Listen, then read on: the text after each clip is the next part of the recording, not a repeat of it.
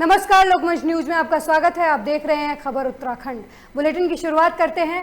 खबर चमोली से है, जहां नॉन स्टॉप बारिश होने से लोगों की मुसीबतें बढ़ गई हैं, जिसमें प्रमुख मोटर वाहनों का आवागमन पूरी तरीके से बंद है, जबकि ग्रामीण इलाकों की सड़कों को यातायात के लिए सुचारू करने में हफ्तों लग सकते हैं। वहीं इस पूरे बरसात में सड़कों के ऐसे ही बंद पड़े रहने के आसार हैं, क्योंकि अधिकांश सड़कों पर चौड़ीकरण, सुधारीकरण के लिए नव निर्माण कार्य होने से पहाड़ों को बेतरतीबी से काटा गया है, जो बारिश में लोगों के लिए मुसीबतों का सबब बन गए हैं। हालांकि कई जगहों पर बिजली ठप होने की वजह से लोगों को परेशानियों का सामना भी करना पड़ रहा है।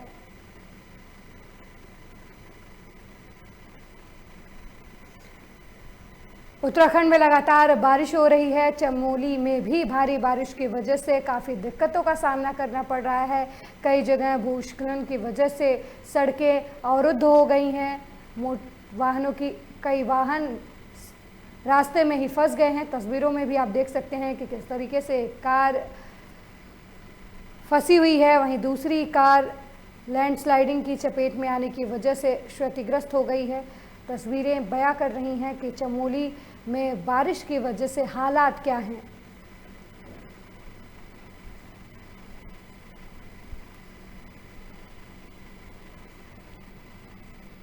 अगली खबर लक्सर से है, जहां भारतीय किसान यूनियन के राष्ट्रीय अध्यक्ष नरेश टिकैत ने कहा कि किसानों की समस्याओं पर यूनियन ने दूसरी सरकारों के समय भी आंदोलन किए हैं।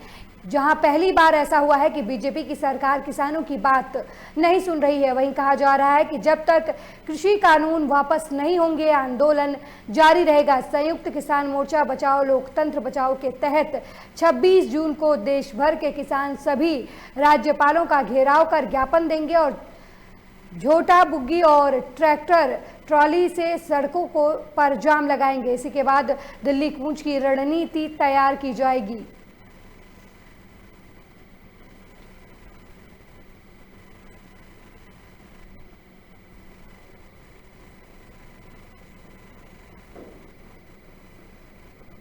किसान यूनियन के नेता राकेश टिकैत ने कहा कि किसानों ने इससे पहले की सरकारों में भी आंदोलन किए हैं, लेकिन बीजेपी सरकार ऐसी है जिसमें किसानों की मांगों को अनदेखी किया जा रहा है। इस दौरान किसान प्रदर्शन को तेज करने की तैयारी चल रही है। जगह जगह प्रदर्शन की बात की गई है, साथ ही दिल्ली कूच की भी तैयारी चल रही है।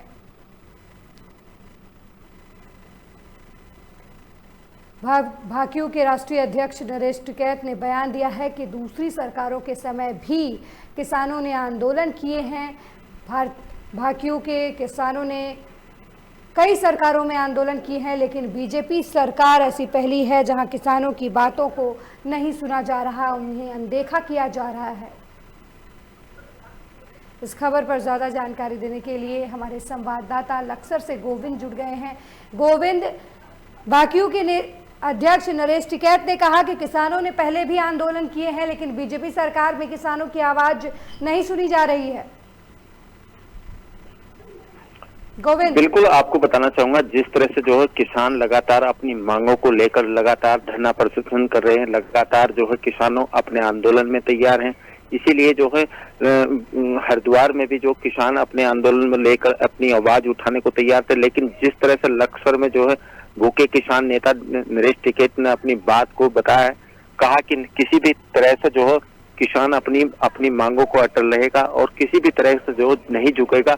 अगर सरकार कोई भी किसानों की बात को नहीं सुनती तो लगातार ये धरना प्रदर्शन लगातार जारी रहेगा। जी, बहुत बहुत धन्यवाद इस खबर पर जानकारी देने के लिए गोविंद।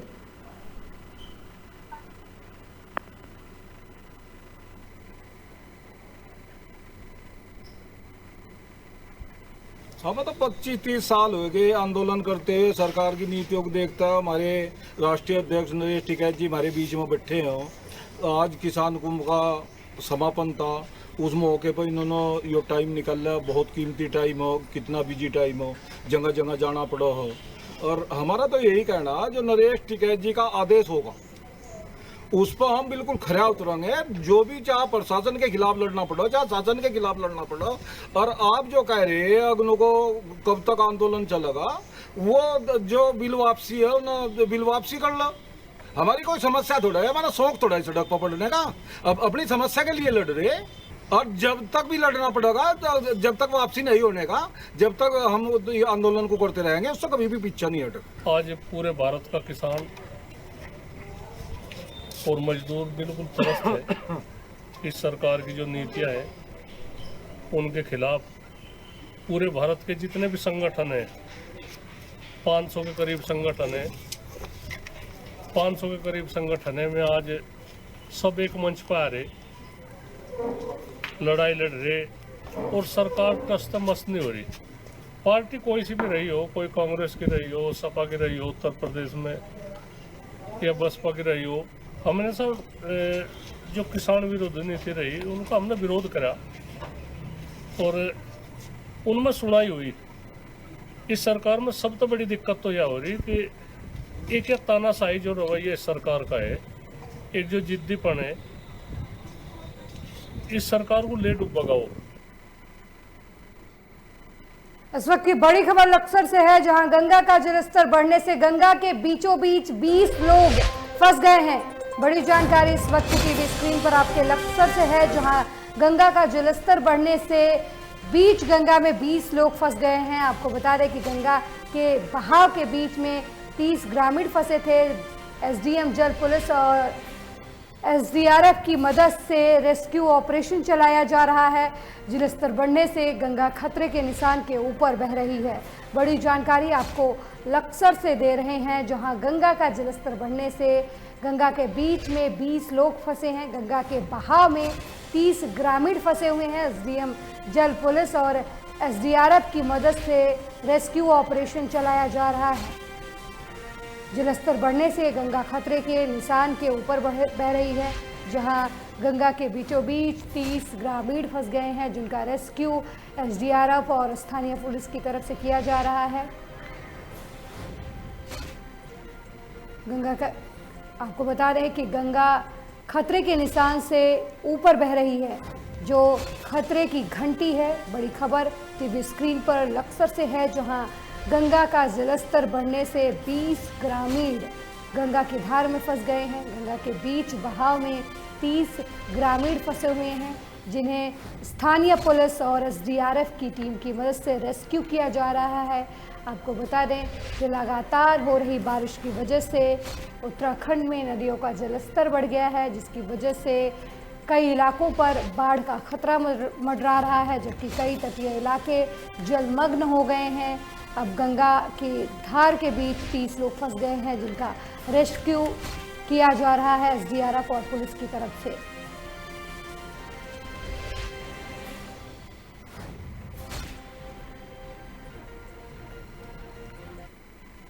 गंगा नदी का जलस्तर बढ़ गया है, इसका अलर्ट कल से हो गया था और कल ही हमने सभी गांवों में अनाउंस करवा दिया था, मंदिर मस्जिदों से करवा दिया था, और हमारे पुलिस और तहसील प्रशासन के लोगों ने भी किया।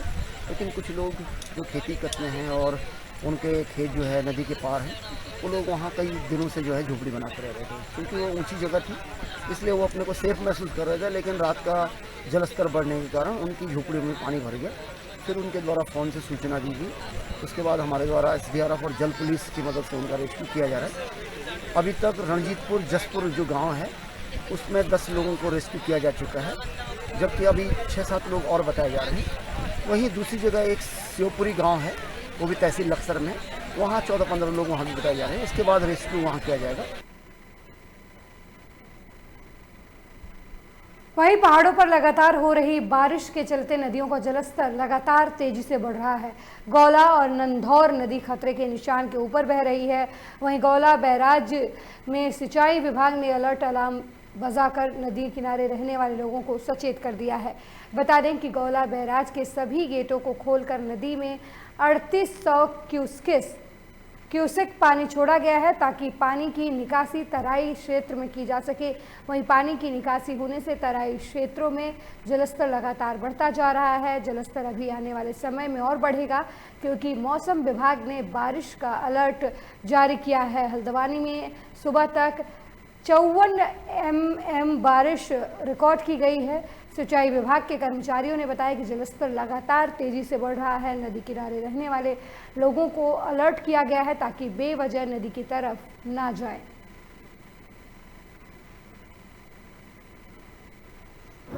पानी बारिश परसों से लगातार 3 दिन से बढ़ने में है, लगातार बढ़ रहा है। हम लोग ये फाटक से पास कर रहे हैं पानी, हाँ लगातार बढ़ने में। नीचे जो गोला के किनारे जो लोग हैं श्रीलंका और उधर गोला के किनारे जो भी सबको सूचित कर दिया है, अलर्ट कर दिया है, हाँ। और श्रीलंका टापू और लगातार स्तर और बढ़ने की संभावना है, बारिश की भी संभावना है अभी, हाँ लगातार पानी बढ़ते ही जा रहा है। इस वक्त की बड़ी खबर लाल कुआं से है, जहां गौला नदी के दूसरी तरफ फंसे 2 लोगों को पुलिस रात से रेस्क्यू कर रही है। बीजेपी बिंदुखत्ता मंडल अध्यक्ष दीपक जोशी अपनी पूरी टीम के साथ मौके पर मौजूद हैं। दीपक जोशी ने पीड़ितों के बचाव के लिए कमान संभाली है। पुलिस को सूचना देने के अलावा क्षेत्रीय विधायक नवीन दुमका को भी सूचना दी गई है। सूचना मिलते ही विधायक नवीन दुमका भी मौके पर पहुंचे। प्रशासन जान हथेली पर रखकर 2 लोगों को नदी के मुहाने तक लाने की कोशिश में जुटा हुआ है। बड़ी जानकारी आपको लाल कुआं से दे रहे हैं, जहां गौला नदी के दूसरी तरफ फंसे 2 लोगों को पुलिस रात से रेस्क्यू कर रही है। बीजेपी बिंदुखत्ता मंडल अध्यक्ष दीपक जोशी अपनी पूरी टीम के साथ मौके पर मौजूद हैं। दीपक जोशी ने पीड़ितों के बचाव के लिए कमान संभाली है। पुलिस की सूचना देने के बाद क्षेत्रीय विधायक नवीन दुमका को भी सूचना दी गई। सूचना मिलते ही विधायक नवीन दुमका भी मौके पर पहुंचे। प्रशासन जान हथेली पर रखकर दोनों लोगों को नदी के मुहाने तक लाने की कोशिश में जुटा हुआ है।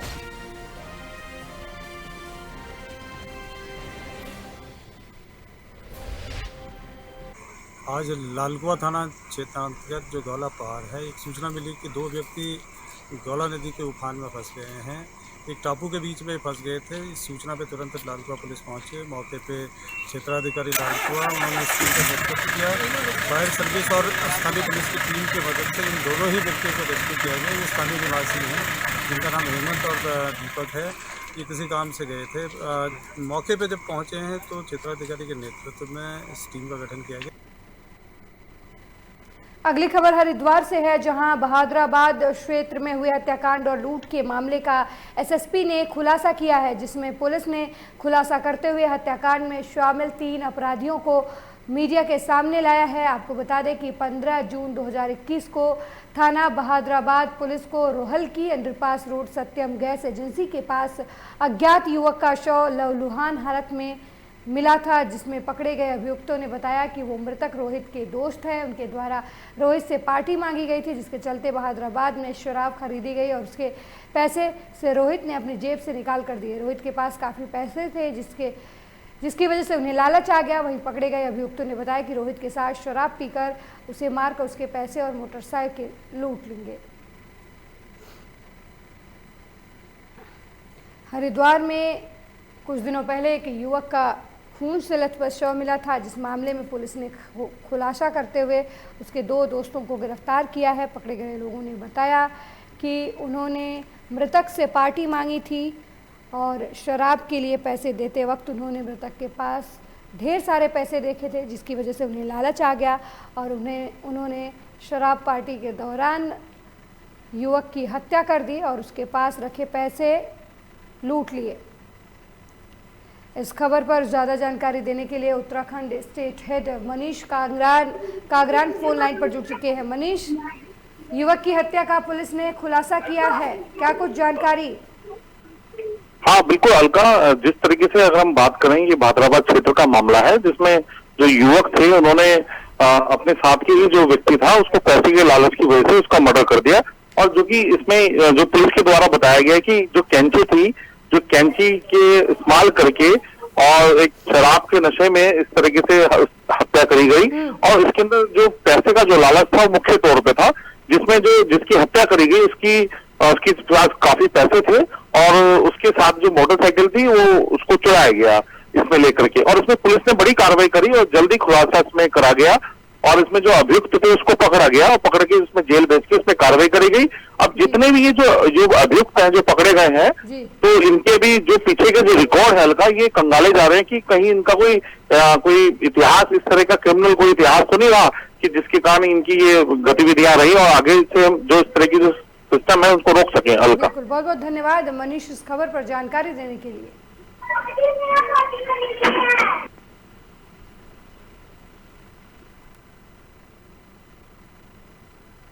तत्काल रूप से हमने टीम गठित करके कार्रवाई करी। इसमें कल जो हमें सफलता मिली। इसमें जो है मेन अक्यूज्ड शुभम जो है ये बादराबाद में नाई का काम करता है। ये इब्राहिमपुर में जो ये मृतक है रोहित, इनका दोस्त है। रोहित आजकल देहरादून में काम कर रहा है। वो 14 तारीख रात को जब बादराबाद आए थे, दोनों को मुलाकात हुई। फिर ये पार्टी करने के चक्कर में शराब लेके वहाँ दारू पी रहे थे।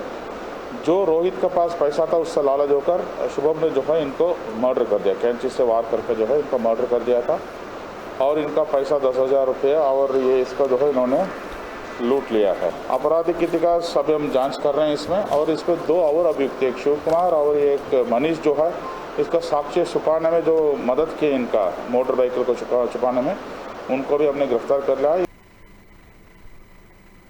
बड़ी खबर लक्सर से है, जहां जलस्तर बढ़ने से प्रशासन अलर्ट है। गंगा किनारे बसे गांव में मंदिर मस्जिद से ऐलान कराया जा रहा है। गंगा नदी के तट पर न जाने की ये अपील मंदिर और मस्जिद की तरफ से लाउड स्पीकर के जरिए की जा रही है।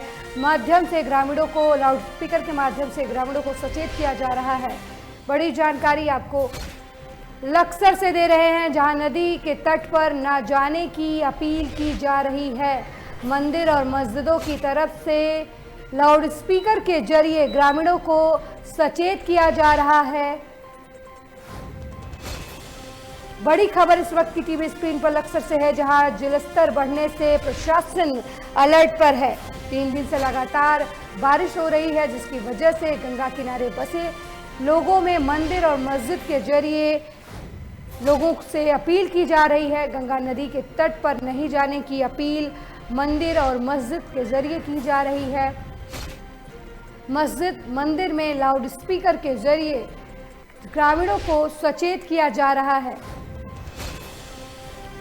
बड़ी खबर लक्सर से, जहां लगातार हो रही बारिश की वजह से नदियों के जलस्तर तेजी से बढ़ रहे हैं, जिसकी वजह से गंगा किनारे बसे गांव में मंदिर और मस्जिद के जरिए ऐलान कराया जा रहा है। लोगों से गंगा के तट पर नहीं जाने की अपील की जा रही है।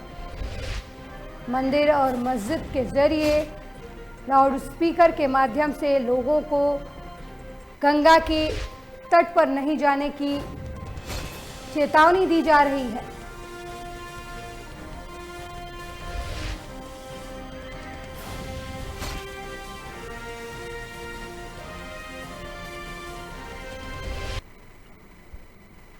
अगली खबर जोशीमठ से है, जहां रेनी के पास भारी भूस्खलन के चलते पिछले 6 दिनों से नीति बॉर्डर बंद है। पिछले 6 दिनों से हो रही मूसलाधार बारिश से रेनी क्षेत्र के दोनों छोर पर मलारी बॉर्डर रोड ऋषिगंगा के तेज प्रवाह से कटाव के चलते नदी में समा गई, जिसके वजह से मलारी बॉर्डर रोड पर अब तक संकट के बादल छाए हैं। ऐसे में नीति मलारी बॉर्डर पर सेना सहित करीब 1.5 दर्जन सीमांती गांव के लोगों की आवाजाही ठप हो गई है।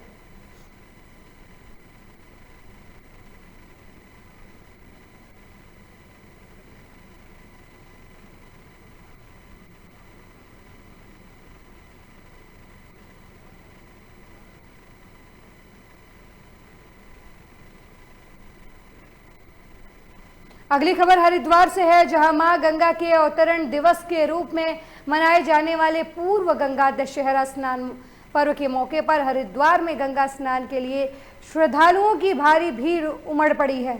जहां माना जाता है कि गंगा दशहरा के दिन ही मां गंगा धरती पर आई थी और भागीरथी के पुरखों का उद्धार किया था। गंगा दशहरा के दिन हर की पैड़ी स्थित ब्रह्म कुंड में स्नान करने का विशेष महत्व माना जाता है। यही वजह है कि देश के अलग अलग राज्यों से श्रद्धालु गंगा दशहरा के दिन हरिद्वार स्नान करने लाखों की संख्या में पहुंचते हैं। लेकिन इस बार 20 जून को पड़ने वाले पर्व गंगा दशहरा पर बाहरी राज्यों के श्रद्धालुओं के हरिद्वार पहुंच मां गंगा की में आस्था की डुबकी लगाने पर बैन लगाया गया है। दरअसल कोरोना संक्रमण के चलते हरिद्वार पुलिस और प्रशासन ने गंगा दशहरा पर्व को सांकेतिक रूप से मनाने का निर्णय लिया है।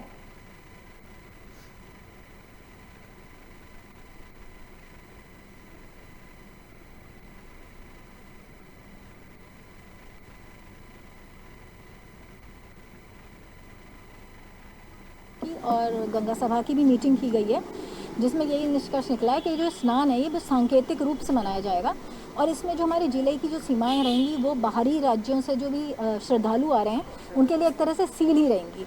तो हमारी ये अपील भी है कि जितने भी श्रद्धालु हैं ये लोग अपने घर में रहकर इसको मनाएं एवं जो ये स्नान रहेगा वो बिल्कुल सांकेतिक होगा और कोविड का अनुपालन किया जाएगा उसके SOP का, और जो भी इस तरह से नहीं मानेगा उनके विरुद्ध फिर इसमें वैधानिक कार्रवाई भी की जाएगी।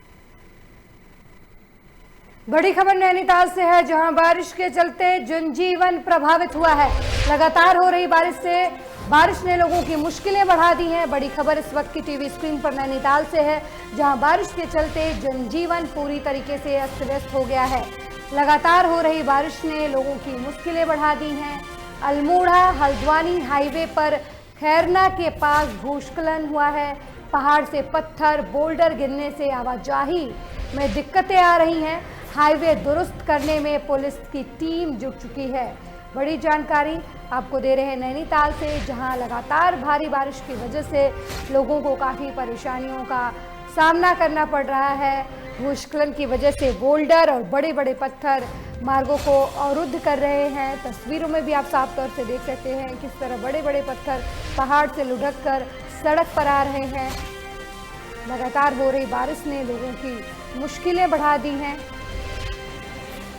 3 दिन से लगातार उत्तराखंड में बारिश हो रही है और जिसकी वजह से जगह जगह भूस्खलन और बाढ़ की स्थिति बनी हुई है। अगली बड़ी खबर ऋषिकेश से है, जहां अलकनंदा और भागीरथी नदी का जलस्तर बढ़ गया है। त्रिवेणी घाट पर वार्निंग लेवल से ऊपर बह रही है गंगा नदी। प्रशासन ने नदी किनारे रह रहे लोगों को सुरक्षित स्थान पर जाने के निर्देश दिए हैं। SDRF सहित पुलिस के जवान इस दौरान मौके पर मौजूद रहे। तस्वीरों में आप देख सकते हैं किस तरह बारिश की वजह से गंगा का जलस्तर बढ़ गया है।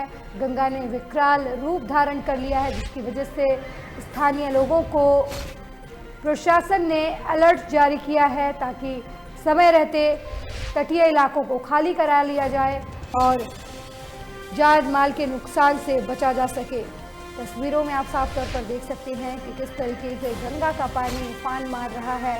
भारी बारिश के चलते अचानक गंगा का जलस्तर बढ़ गया है और अभी इससे राहत नहीं मिलने वाली है। मौसम विभाग की तरफ से रेड अलर्ट जारी किया गया है। इसका मतलब उत्तराखंड में अभी भारी बारिश हो सकती है।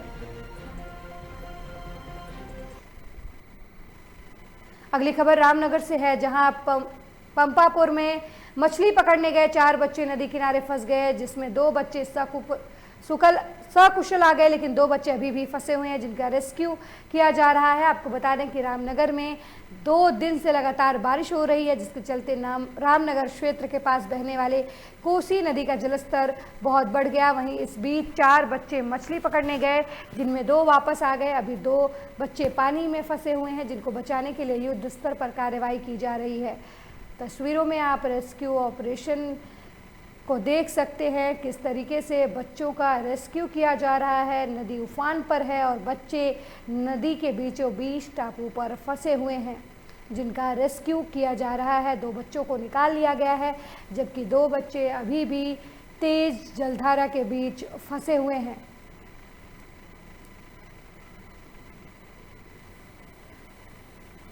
सर मैं कहीं से इधर घूम के आया था तो मुझे पता चला कि 4 बच्चे बाहर फंसे हुए हैं। तो जब तक मैं पहुंचा 2 तो किसी तरीके से निकल गए थे, लेकिन 2 फंस गए थे। पानी बहुत ज़्यादा बढ़ गया था इसलिए मैंने थोड़ा रस्सी के सहारे पार जाके उन्हें बचाने की कोशिश करी और उसमें हम सफल रहे। ये लोग बच्चे कौन थे, क्या करने गए थे यहाँ ये पे? खताड़ी के थे, कुछ लोग सुनने में ऐसा है कि मछली मार रहे थे वहाँ पे। तो मछली मछली की धुन में पता नहीं चला कि पानी बढ़ रहा है, तो बैठे बैठे उन्हें पता ही नहीं चला बिल्कुल ही, पानी बहुत ज़्यादा बढ़ गया इतनी देर में। देखिए, दो बच्चे मछली मारने के लिए गए थे, जिसमें 2 बच्चे नदी के उस पार फंस गए और इसकी सूचना मिली लगभग 5 बजे, 5:30-6 के आसपास, जिसमें पुलिस के हमारे जवान कोतवाल साहब, सीओ साहब और एसडीआरएफ की टीम हमारी मौके पर थी और उनके द्वारा अभी एसडीआरएफ के द्वारा राफ्ट के माध्यम से उन बच्चों को सकुशल ले आया गया, बचाया गया। सर, ये रेस्क्यू कितनी देर तक चला आपका? ये रेस्क्यू ऑपरेशन, देखिए, मेन रेस्क्यू ऑपरेशन राफ्ट डालने के बाद आधे घंटे में निकाल ले आई टीम, लेकिन मौके पे तैयारियों से लेके सारा ऑपरेशन करीब 6 बजे से था, 6 साढ़े 6 बजे से 3-4 घंटे लगे हमें सारी पूरे ऑपरेशन में।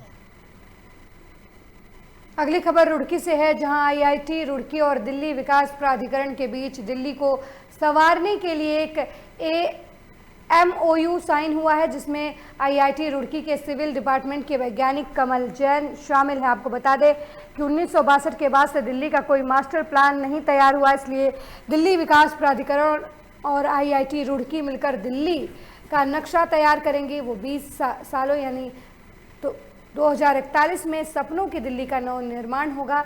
आईआईटी रुड़की के प्रोफेसर कमल जैन का कहना है कि 2041 तक दिल्ली एक मॉडल सिटी बन जाएगी और लोगों को सारी सुविधाएं मिलेंगी, जिसमें जल भराव, सीवरेज सिस्टम और इंटरनेट की बेहतर सुविधा मिलेगी।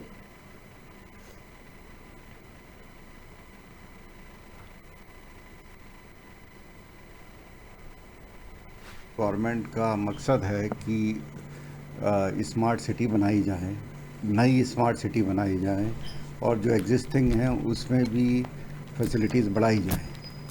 तो वो फैसिलिटीज़ तभी बढ़ाई जा सकती हैं जबकि जो एग्जिस्टिंग है उसके बारे में इंफॉर्मेशन हो। तो ये इंफॉर्मेशन आज तक कहीं भी इकट्ठी नहीं की गई है। जो नक्शे हैं वो स्मॉल स्केल में हैं, तो लार्ज स्केल मैप ज़रूरी होता है इस सब काम करने के लिए, जैसे कि आपको सैनिटेशन है, वाटर सप्लाई है।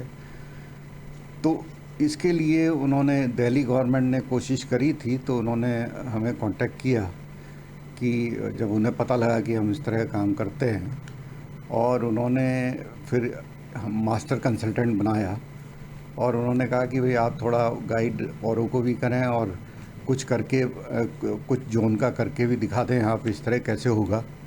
तो 13 में से 4 जोन का हम लार्ज स्केल मैप बना रहे हैं, जिसको हमने ड्रोन टेक्नोलॉजी, जिसमें काफ़ी काम कर चुके हैं हम, और उससे 3D डिजिटाइजेशन जो अभी तक कहीं नहीं हुआ है, उससे करके हमने बनाया है। अगली खबर रुद्रप्रयाग से है, जहां देवस्थानम बोर्ड को भंग करने की मांग को लेकर के केदारनाथ में तीर्थ पुरोहित संतोष त्रिवेदी ने भारी बारिश के बावजूद अपना शीर्षासन विरोध जारी रखा है। उनके साथ अन्य तीर्थ पुरोहित ने उपवास रखते हुए सरकार के खिलाफ जमकर आक्रोश जताया है। आपको बता दें कि शुक्रवार को आचार्य संतोष त्रिवेदी ने भारी बारिश और ठंड के बावजूद अर्धनग्न होकर शीर्षासन विरोध किया।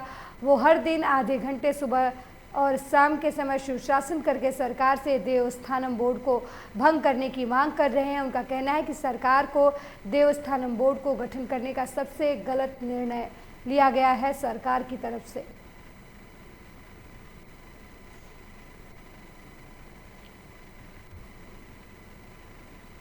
ओम नमः शिवाय। जय श्री केदारनाथ। केदारनाथ के तीर्थ पुरोहित आचार्य संतोष त्रिवेदी देवस्थानम बोर्ड के विरोध में ये शीर्षासन आज ये 4था दिन है। 7 दिवसीय ये शीर्षासन चलेगा। देवस्थानम बोर्ड के विरोध में मैं सरकार से निवेदन करूंगा और जल्दी से जल्दी ये देवस्थानम बोर्ड खत्म करे, नहीं तो चाहे बर्फ गिरे, चाहे कितनी भी बारिश आ जाए, इस तरह का विरोध चारों धामों में चलता रहेगा। खबर विकास नगर से है, जहां क्षेत्र में मई से नवंबर तक प्रधानमंत्री गरीब कल्याण योजना के अंतर्गत सभी कार्ड धारकों को गरीबी रेखा के नीचे जीवन यापन करने वालों को प्रति यूनिट 5 किलो राशन फ्री दिया जा रहा है और साथ में नकद पैसे का भी राशन वितरित किया जा रहा है, लेकिन कुछ राशन विक्रेता ग्राहकों को भ्रमित कर फ्री का राशन तो दे रहे हैं, लेकिन नकद मिलने वाला राशन देने में आनाकानी कर रहे हैं। जब इस बारे में मीडिया ने राशन उपभोक्ताओं से जानकारी ली तो उपभोक्ताओं का कहना था कि उन्हें फ्री का राशन तो दिया जा रहा है, लेकिन सरकार की तरफ से उपलब्ध नकद राशन के लिए राशन विक्रेता आए दिन टालमटोल करते रहते हैं।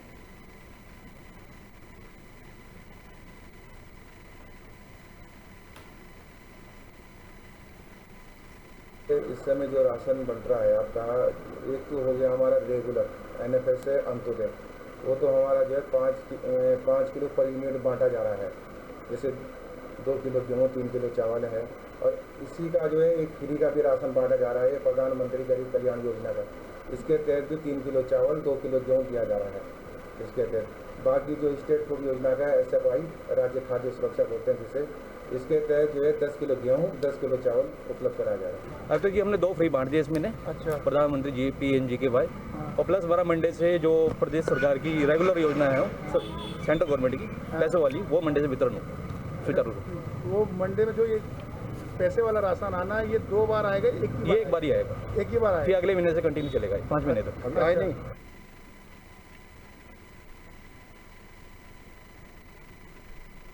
इस बुलेटिन में मेरे साथ फिलहाल इतना ही। देश दुनिया की तमाम खबरों के लिए देखते रहिए लोकमंच न्यूज। नमस्कार।